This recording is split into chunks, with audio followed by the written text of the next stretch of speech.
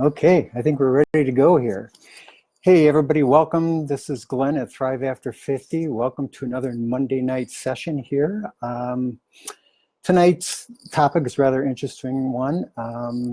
7 ways in which retirement is killing you or can kill you. I find this topic to be very interesting, particularly with living in a retirement community as I do right now. And I see a lot of it going on around me, believe me there. So, well, anyway, so many of us think of retirement as this goal, this golden pie in the sky day here, when you finally reach it and yeah, now I can finally sit back, do everything I wanted to do, whatever that might be. I just saw one of those license plates the other day on a camper, what's it say? No home, no mortgage, no worries, no paycheck. Well, some of that is true. Some of that is true. It also comes with it unlimited free time. And part of the challenge, I believe, is that so many of us reach for this day, say, okay, I'm going to do all these things that I've always wanted to do that have been on my wish list here. And then they find that they don't do them, or they find themselves sitting on the sofa watching TV or isolating.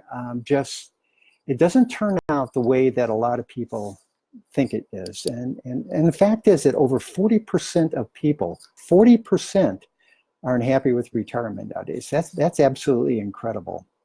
So what if I told you if retiring could, if you're not cognizant of the ways, could be the beginning of your decline into oblivion and eventual death? Yeah, absolutely. Would you believe that? Would you believe that? Well, retirement is ranked 10th on the list of life's 43 most stressful events for a reason. The first ones are being, death of a spouse, death of a divorce, separation, losing your home, things like that. But 10th on the list of the life's 43 most stressful events. And a lot of that is for a reason that if your life was entwined with your work, and suddenly you're not working anymore, there's a lot that you're giving up. You're giving up your social contacts. You're giving up your recognition, your value as a person, your title per se. And a lot of that is really, really difficult. Your regular friends that you've associated with, and suddenly you're coming back home into kind of a new environment, a new life. And as I think a lot of us guys know, that sometimes that doesn't go over really well with a spouse or partner that you have in life. And I'll talk more about that in a little bit, but it's particularly challenging for men. And I'm not saying it isn't for women either, but it's, particularly now that women have become career people here more so than that's happened in the past there. And it also can be very stressful. Perhaps your retirement wasn't at your choosing. Maybe you were let go from your company, downsized, or whatever the case may be. Suddenly you find yourself, where you've been bought out, sometimes just let go, what have you, without a pension or anything that's going to last too long.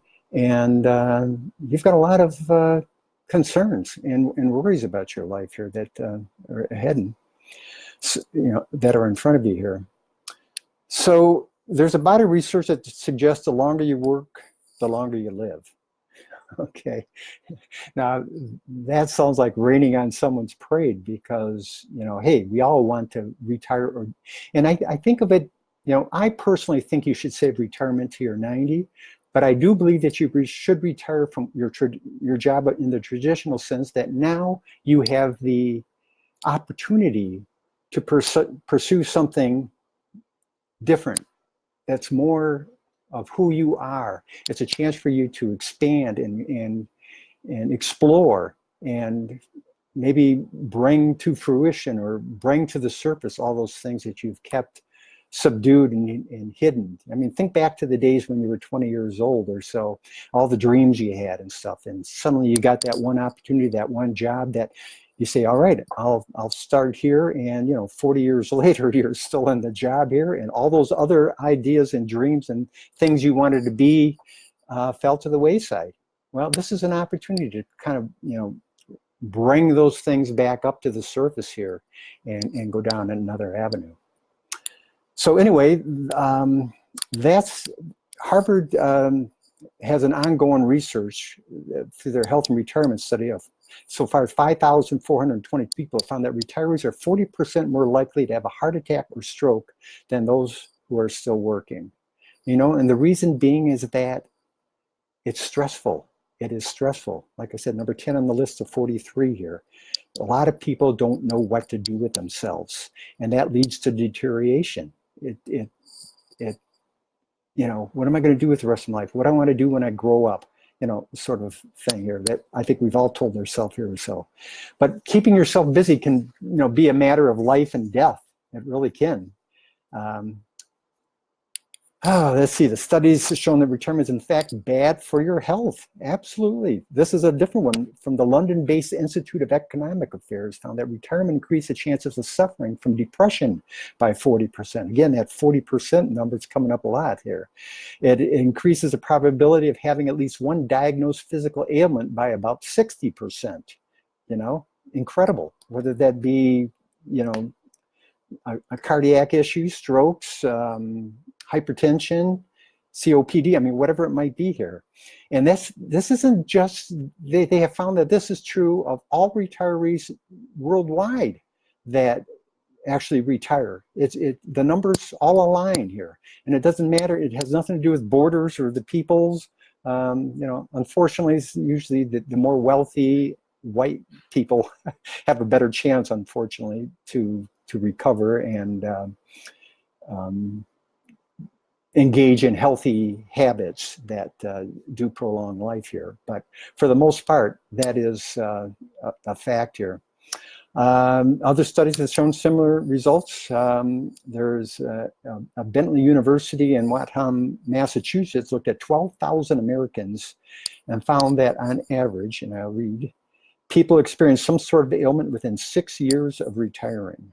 Boy, that makes me think back to the early 1900s when you'd retire, and on average you'd live 6 years before you died. That was pretty basic back then. Again, people didn't know what they were going to do with themselves here. But hypertension, heart disease, stroke, and arthritis are common physical ailments. And a lot of us have arthritis, but again, but depression also is one of the big ones here that increases after retirement. And again, this is the same with other nations as well. For many of us, it's a badge of honor to say, hey, I'm retired, and men are particularly susceptible to this, that, okay, I can go out and golf with the guys, I can go travel, do all the things that I want to do. And I touched upon this earlier, but to a large extent, this is a male crisis that a lot of us have, that midlife crisis. I think that's just the start of it. Retirement even propagates it further and goes to a further depth here. Have I lived life? Have I done what I wanted to do? Have I lived my dreams? Have I moved forward, in a lot of ways? And quite often that answer is no, again, because we've been engaged in living a life that may not have been from our heart or complemented or built upon some of our natural attributes, that are important to us, whether it be heart, your morals, your integrity, your values, so on and so forth. A lot of us have had to compromise ourselves for the sake of raising a family and bringing in that paycheck, and working for a large company where you don't have much say as to what's going on, and they just expect you to do this, and if you don't, you're out of a job. So it's unfortunate that is indeed the case. But getting back to that male crisis thing, there's a book called Too Much Togetherness, Surviving Retirement as a Couple by Miriam Goodman. And in it, she states that a lot of the women's common reply to retirement is that they're not worried about themselves. They're worried about their husband. He's not allowed to, he shouldn't retire because he doesn't know what he's going to do. And as a result, that man usually becomes very dependent upon the woman. They feel like they're going to have to give up their time and space. They're going to have their spending restricted. They're going to be always asked, where are you going? When are you going to be back? It's just like suddenly their life, a woman's life changes too when the husband retires. And I can understand what that would drive someone absolutely bonkers, a woman there. And plus women are, and admit this, guys, women are better socially integrated than men are, okay? I admit it myself there. And I don't know what that's all about, whether, we have devoted ourselves so much to the job and life outside of the home and social circles that, when that all goes, off the cliff here, we don't know what to do with ourselves here. And that really puts a lot of strain on your relationship when you come back home. So much to the extent that sometimes you discover that, who is this person that I am living with? And that goes both ways, this isn't the same person I fell in love with, or I'm finding that we really don't have much in common. And that's scary.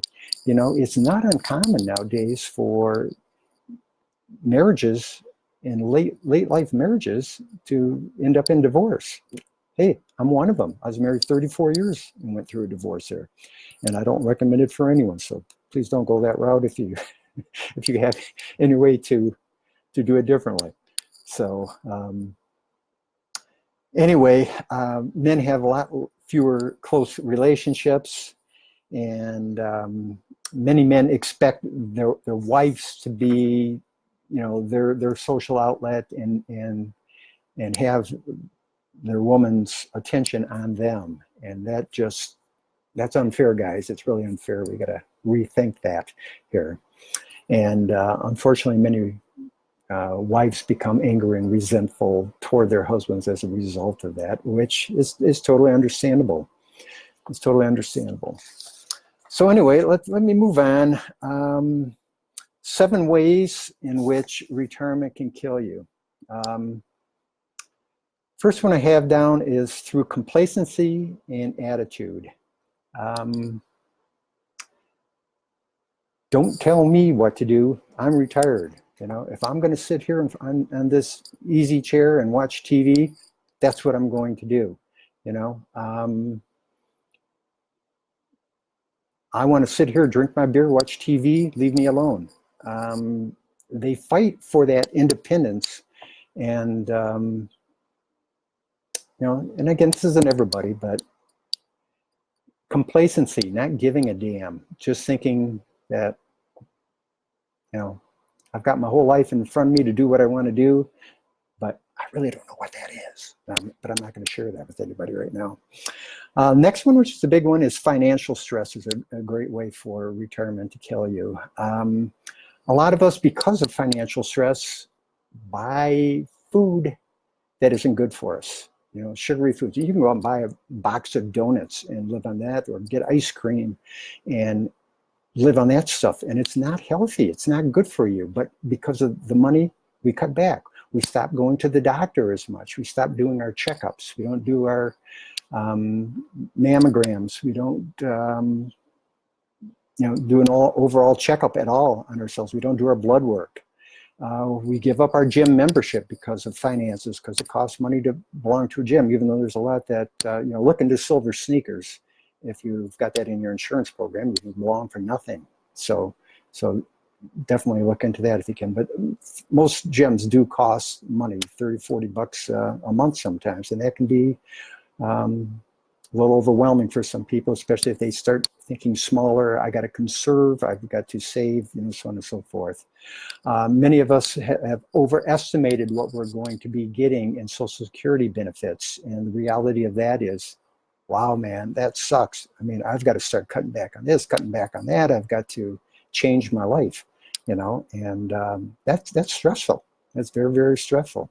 A lot of us aren't prepared for major medical bills that might come up in our life. Say you end up in the hospital for some reason for a week or so.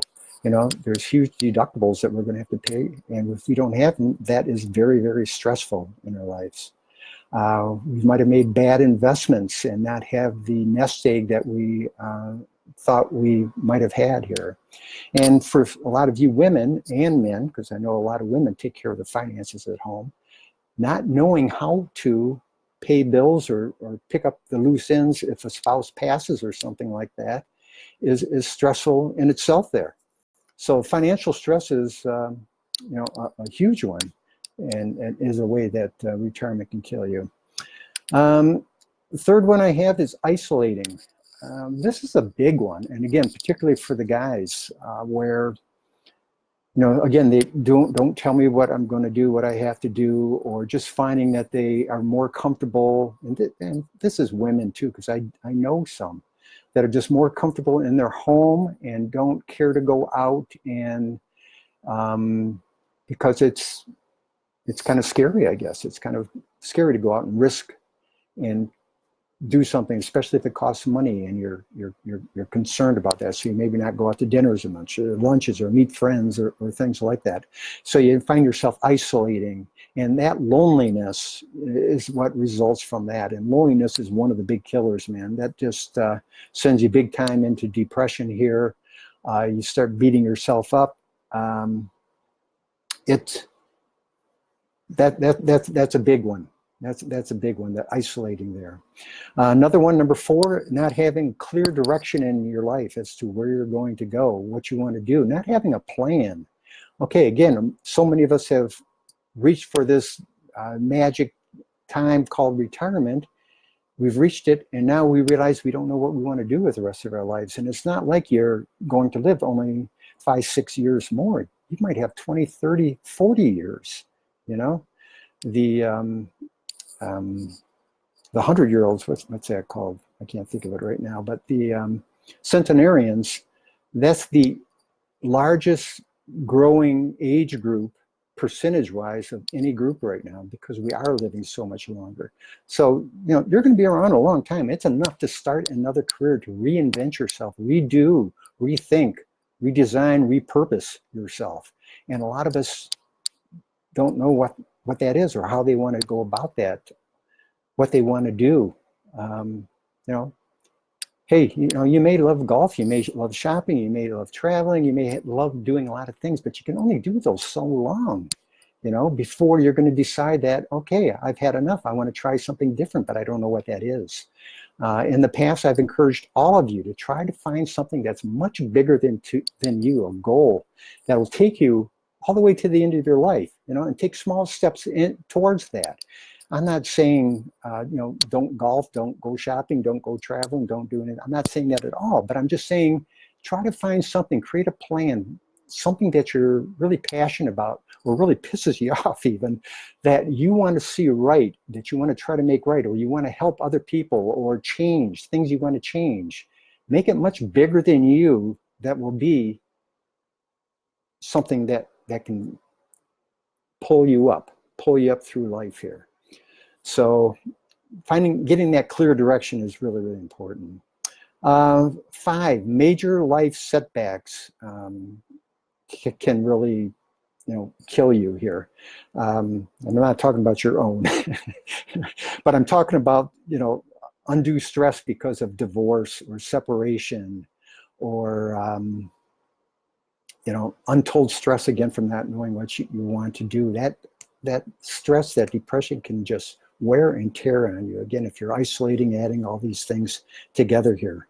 Number 6, a huge one, poor health and wellness. And this is a really, really important one for me, in that to keep your energy up, to keep your vitality up, you've got to move. You've got to keep yourself busy. Okay, so you retire. Okay, your next job, I'd like to see you do it full-time, where you're doing it every day, at least an hour or 2 a day, is to move.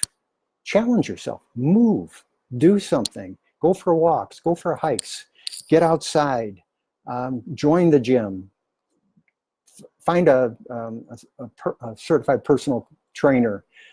Challenge yourself. You just have got to challenge yourself here.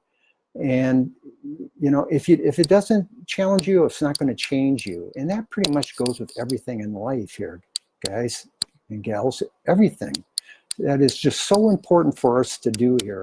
And so many of us have become so lackadaisical and laid back and figure, hey, I've spent 50, 60, 70 years getting this paunch, and I'm not going to change that. I don't want to change that. I don't want to give up smoking cigarettes. I don't want to give up the foods that I enjoy eating. I don't want to give up. I don't want to deal with pain.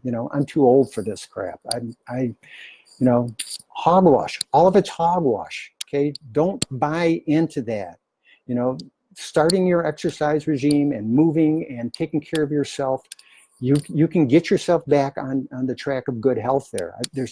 We all have seen examples of people doing that. You can too. You can too. Okay, and the seventh one I call a lack of autonomy. Okay, and this one strikes me, it's kind of like a lack of independence, of becoming so dependent upon your partner or so. And there's a guy that I met just recently. I went over his house and spoke to him. I went with another man who knew him. And this fellow's wife had just passed away. He was probably 78 years old or so. His wife just passed away 3 months earlier. And he was telling me the story. He had tears coming from his eyes here. He just didn't know what to do with his emotions. He felt, so totally alone and, kind of abandoned. But one of the biggest issues that this volunteer company I went with to meet with this guy is that he didn't know how to cook for himself. He didn't know how to take care of himself. The house was immaculate, absolutely immaculate. I've never seen a workshop where every tool was just right in its place, not a speck of dust around. But he didn't know how to cook for himself. He didn't know how to take care of himself. And wow, we've got to be whole ourselves first, okay? I mean, we all have our roles, the hats that we put on, so on and so forth. But it's important that all of us know how to do some of the essentials in our lives, how to bathe, how to take care of ourselves, how to, go to the grocery store, knowledge of what is good for and healthy for us, how to prepare a meal. All of these things, just being more autonomous and taking care of yourself and having that knowledge without depending on someone else totally to do that for you, that can lead you down, like I said, you might be eating boxes of donuts and topping it off with an ice cream at night, which is someone I just met that was doing that very same thing here. So anyway, those are the 7 ways that retirement can kill ourselves here. So anyway, what can we do to counteract some of those things? Okay, well, the first one and most obvious is probably don't retire. And I've touched upon this one already. And again, I don't encourage you to do that. I do know a lot of people who want to work into their 70s, 72. And, I guess what I say to that, if you really love what you're doing and enjoy it, especially after doing it for decades, I don't know how anybody can continue to do something for decades. I do know a psychologist friend of mine, very, very good, and he'll do that the rest of his life, and he should. He definitely should. But again, some of us are doing things just kind of for the money as opposed to the growth and helping people and volunteering and different things like that. So I encourage you to retire from what you're doing, especially if it's not from the heart or it's not helping people the way you'd like to, and reinvent yourself. Again, kind of rethink, redesign, repurpose yourself out there. That's a process, okay? It's not something that happens overnight. It's going to take time. So you must be patient with it and you must persevere. Take small steps every day. Read, look at websites, do whatever find someone who's doing what you think you want to do and start stepping in that direction. Start stepping in that direction in some way there. So, and I also know a lot of people who just go out and get a part-time job doing something, I have plenty of them that's working over at the hospital's wellness center, where I am personal trainer over there, and there's people working the desk, and I love working there just because I meet a lot of interesting, energetic people full of vitality, people there that, wow, it's just a nice crowd to hang around with. But there's so many different jobs you can do, and find something that, aligns with who you are, that feeds your soul to some extent. That's what I would encourage. If not, reinvent your own self here, whatever that might be. Okay, another thing, what you can do is get active now. Okay, don't wait, don't put it off, don't procrastinate, don't wait until another day, don't wait until New Year's Eve to start your workout regime, whatever it might be. Get active now. Start taking care of yourself now. Okay, it's going to pay dividends in the long run. I guarantee you that. So start now. No excuses. Got that? No excuses. All right. All right. And this is, hey, create a plan. Create a plan for your life. Where you want to be in 20 years. Where you want to be in 10 years. Where you want to be in 5 years. What kind of body weight do you want to have? You want to feel stronger? Do you want to be more of a historian because history is your thing? Do you want to travel and climb, the 7 summits on the tallest summits on the continent? Many people have many different desires. I know a guy who's in his 70s that every year he leads a group to Mount Kilimanjaro in Africa, and they climb. They climb. He takes people and he just, he empowers them. He powers them. He gives them new life. And he's a so interesting guy. And that same guy has climbed all 7 of the tallest mountains on each continent, including Mount Everest. Incredible guy. Incredible self. Okay, challenge yourself in all that you do. Okay? Everything you do. I don't care if it's making your bed. I don't care if it's preparing a meal. I don't care if it's sweeping the floor. I don't care if it's going back to school. Apply yourself 100% to what you're doing here. Challenge yourself. Challenge yourself to push yourself to that level when working out that hurts you a little bit, that you're going to feel the next day. Constantly challenge yourself in whatever you're going to do. That's just so important to keeping the mind sharp, keeping the heart strong, keeping a good attitude, a good look on life here. Challenge yourself there. And this is one too, it's extend yourself. I want you to extend yourself out to people. Take the risk. Let people know who you are. Use your voice, okay? Become more of who you are. That's what it's all about here, guys. It's all about us trying to grow and develop ourselves into being more of who we are, bringing out our own authenticity, our own uniqueness, and building on that. We are all different. We are meant to be all different, but I think we are all parts of the puzzle here. And to create that completed puzzle, we need you. We need each of us to be completing ourselves and giving and helping. And I think that's a huge part too, is volunteering and bringing up those behind us and creating change here through ourselves here and helping others there. So extend yourself out there socially, as well there. Get out there, meet people, introduce yourself, risk letting people know who you are. Okay, that's a difficult thing for people to do. I used to have that same problem myself. So I was always damn self-conscious of who I was and thinking I wasn't good enough. Okay, I want you to explore new horizons, bring out your creativity. Okay, what hobby do you have? What is something that you'll do the rest of your life, regardless of what financial, physical, anything, other situation in life that you do? For me, it's photography. Okay, I love doing photography. I love getting out, taking my camera, going out exploring and taking pictures. There's something there for you too. Find out what that is. Build on it. You could be a chef. You could be a quilting. It could be anything there. So, and last one, and I think this is really important too, is invest in your relationship.